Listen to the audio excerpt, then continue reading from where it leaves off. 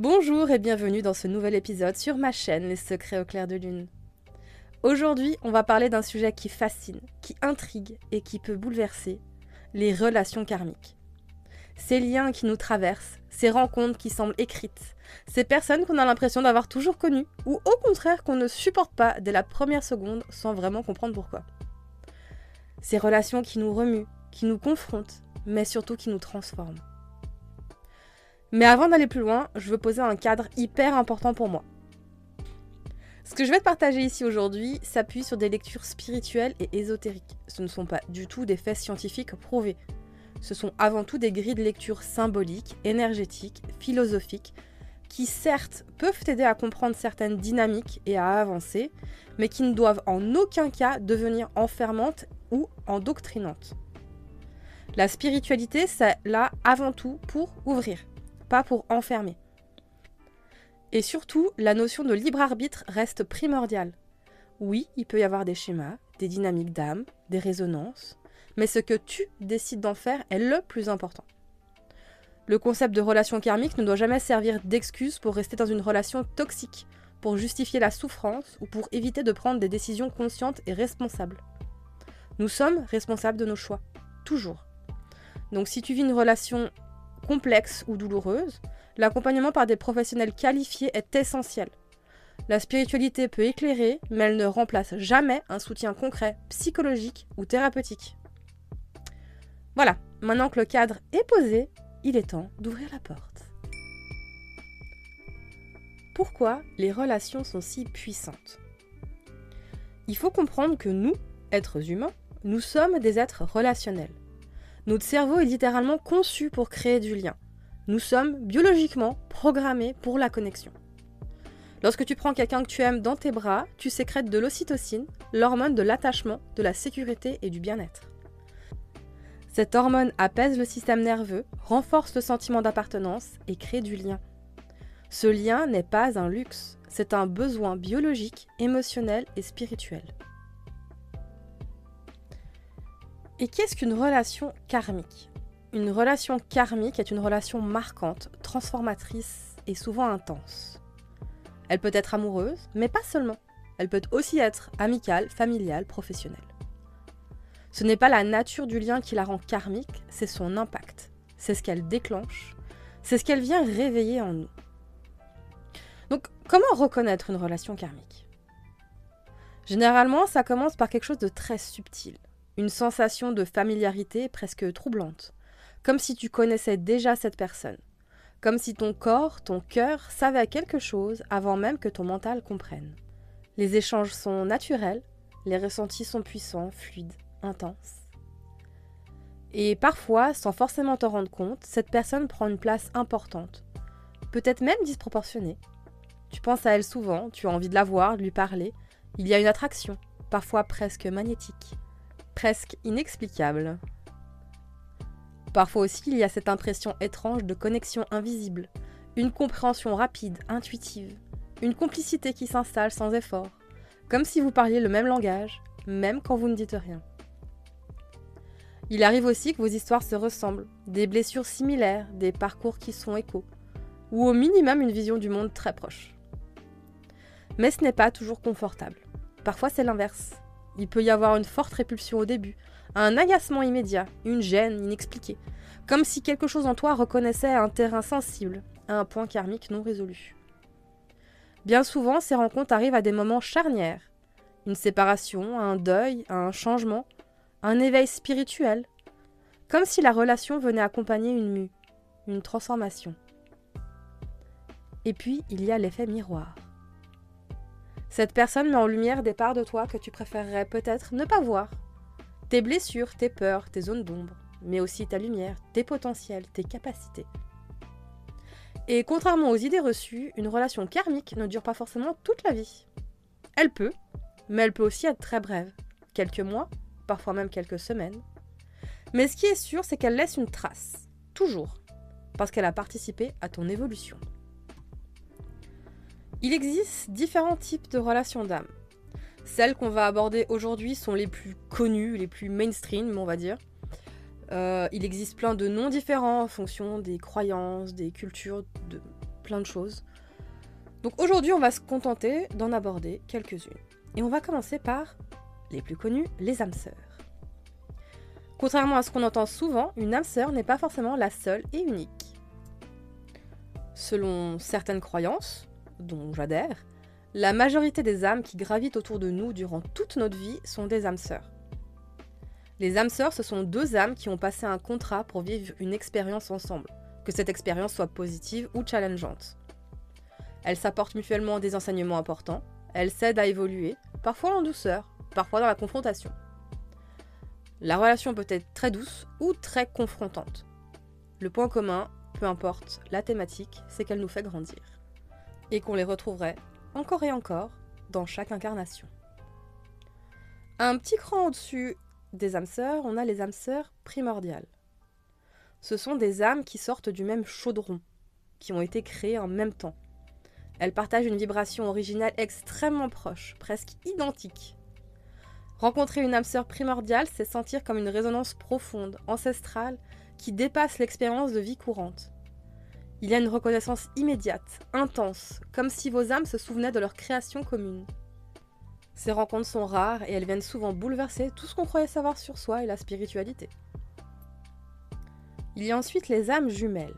On parle ici de deux âmes issues d'une même lignée karmique, avec une mission de vie très proche. Du coup, l'effet miroir est encore plus fort. La sensation de reconnaissance est intense, presque vertigineuse. Mais attention, si l'une des deux refuse de voir certaines parts d'elle-même, la relation peut basculer dans la fuite, la critique et le rejet. Dans cette relation, c'est souvent tout ou rien. Fusion ou opposition.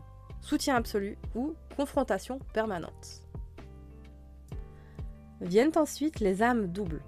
Ce sont deux âmes qui expérimentent les mêmes thématiques, mais de manière totalement opposée. L'une avance, entre guillemets, dans la lumière, et l'autre dans la résistance. Il y a attraction, répulsion, amour profond et confrontation constante. C'est pas forcément amoureux, attention, mais c'est intense et souvent déstabilisant. Puis venons-en aux fameuses flammes jumelles. C'est probablement le concept le plus popularisé et le plus déformé sur les réseaux. Du coup, le lien d'âme pour lequel je veux vous mettre le plus gros trigger warning. Dans cette vision, chaque âme n'aurait qu'une seule et unique flamme jumelle.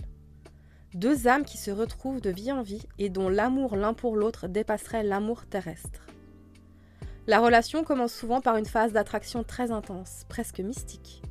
Une sensation d'avoir enfin trouvé son chez-soi. Puis vient la phase de déséquilibre. L'un fuit, l'autre attend. La personne dans l'attente traverse alors une nuit noire intérieure avant d'arriver à un lâcher-prise profond.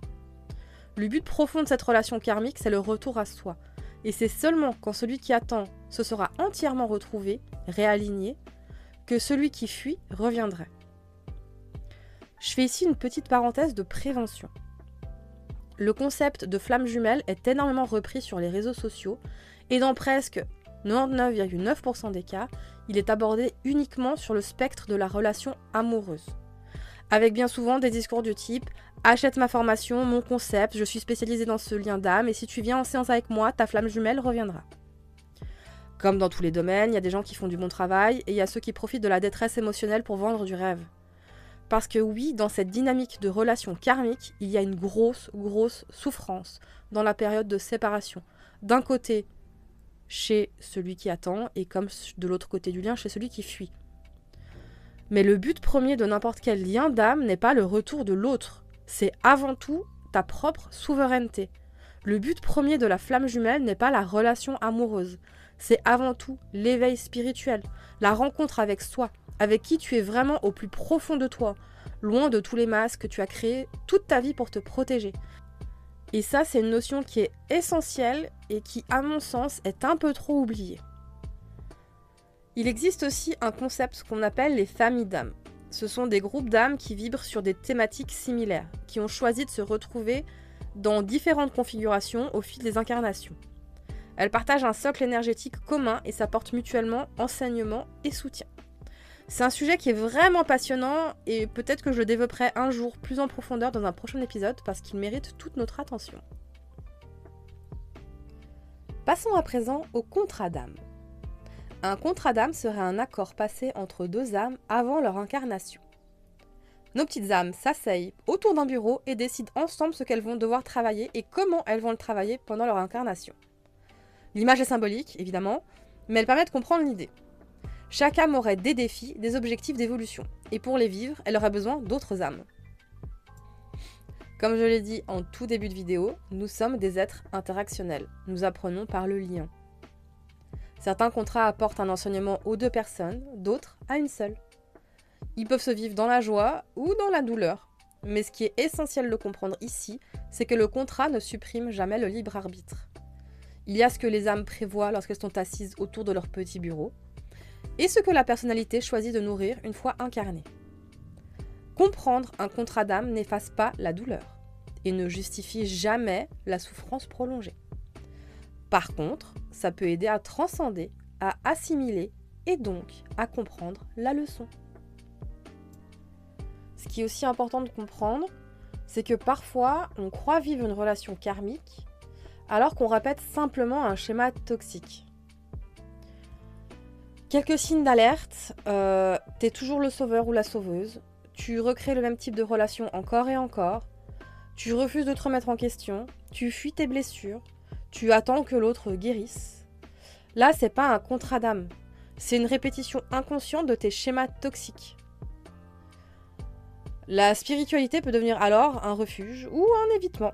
C'est ce qu'on appelle la fuite karmique. Catégoriser une relation comme karmique pour ne pas avoir à regarder la réalité et faire son petit travail sur soi. Parce que oui, une relation karmique peut devenir toxique quand on résiste à son enseignement. Quand une relation karmique devient toxique, ce n'est pas forcément parce que le lien était mauvais au départ. C'est souvent parce que quelque chose en nous résiste à l'enseignement qu'il vient réveiller. Ça peut prendre différentes formes. Par exemple, la dépendance affective. Quand l'autre devient notre centre de gravité, quand notre humeur dépend de ses messages, de ses silences, de sa présence ou de son absence. Il peut aussi y avoir un besoin de contrôle très fort. On analyse tout, on cherche à comprendre chaque détail, on veut maîtriser l'issue de la relation, rassurer le mental, au lieu de vivre l'expérience. Et parfois c'est plus silencieux.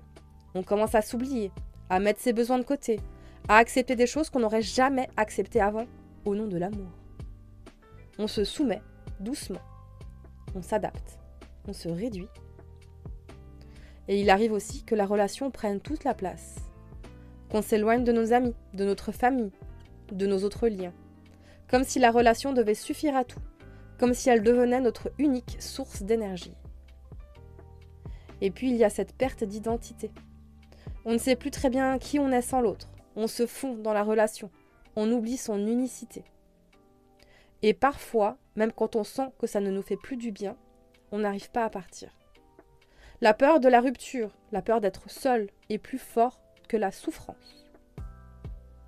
On doute, on repousse la décision, on espère que ça va changer. C'est là que le travail commence vraiment, pas pour sauver la relation à tout prix, mais pour se sauver soi. Parce que dans ces cas-là, le travail n'est pas de tenir, c'est d'apprendre à poser des limites, à se choisir, à fermer un chapitre si nécessaire. Du coup, comment vivre une relation karmique consciemment, sans s'y perdre? Il n'y a aucune méthode universelle. Il y a des attitudes intérieures. D'abord en cherchant à comprendre ce que cette relation vient t'enseigner. Pas seulement ce qu'elle te fait ressentir, mais ce qu'elle révèle en toi. Qu'est-ce qu'elle met en lumière? Qu'est-ce qu'elle active? Quelle part de toi demande à évoluer? Il peut aussi y avoir des synchronicités, des signes, des coïncidences troublantes. Tu peux les observer, les accueillir, mais sans les idolâtrer. Un signe n'est pas une obligation. Une synchronicité ne t'enlève jamais ton libre arbitre. C'est essentiel aussi d'apprendre à connaître tes émotions. Est-ce que tu ressens vient de ton cœur ou de tes peurs? Est-ce que c'est une intuition profonde ou un attachement anxieux? Prends le temps d'écouter ce qui se passe en toi. Change tout. Une relation karmique ne se vit pas dans la projection. Elle ne se vit pas dans « est-ce que ça va durer? Est-ce qu'on finira ensemble ?» Elle se vit ici, maintenant, dans la qualité de ce qui est. Parfois, il faut aussi apprendre à prendre du recul, sortir du tourbillon émotionnel, regarder la relation avec un peu plus de hauteur, observer les dynamiques, les répétitions, les réactions, et surtout assumer sa part de responsabilité. Ce que l'autre fait lui appartient. Mais ce que tu acceptes, ce que tu nourris, ce que tu tolères, t'appartient. Et enfin, ne jamais, jamais, mais jamais oublier ceci. L'amour ne demande jamais de s'oublier. Je répète, l'amour ne demande jamais de s'oublier. Une relation, même karmique, même intense, même écrite, ne devrait jamais te demander de te trahir. Une relation karmique se vit, elle ne se contrôle pas, elle ne se force pas, et elle ne définit pas ta valeur. En conclusion, les relations karmiques ne sont pas des contes de fées. Elles ne sont pas des condamnations non plus. Elles sont des expériences, des miroirs, des accélérateurs d'évolution, des révélateurs. Mais tu restes toujours souveraine dans tes choix. Si cet épisode a résonné en toi, je serais curieuse de savoir, est-ce que tu as déjà vécu une relation qui t'a transformée en profondeur ? Est-ce que tu l'aperçois aujourd'hui comme karmique ou simplement comme initiatique ? Et si tu sens qu'une relation karmique te pose problème et mérite d'être accompagnée avec douceur, sache que tu n'as pas à faire ce chemin seul. N'hésite pas à jeter un œil à mes accompagnements en description si tu souhaites avoir un petit coup de pouce dans ce processus. Et si tu veux soutenir cette chaîne, le plus beau des soutiens reste le partage, le commentaire et le petit abonnement. Pour que ces paroles touchent d'autres femmes qui, comme toi, ont besoin d'un peu plus de douceur dans leur vie. C'est la fin de cet épisode. Je te remercie de m'avoir permis de t'accompagner dans ce moment. J'espère qu'il t'aura apporté clarté, discernement et surtout envie de souveraineté. Et il ne me reste plus qu'à te dire à bientôt sous la lumière de la lune.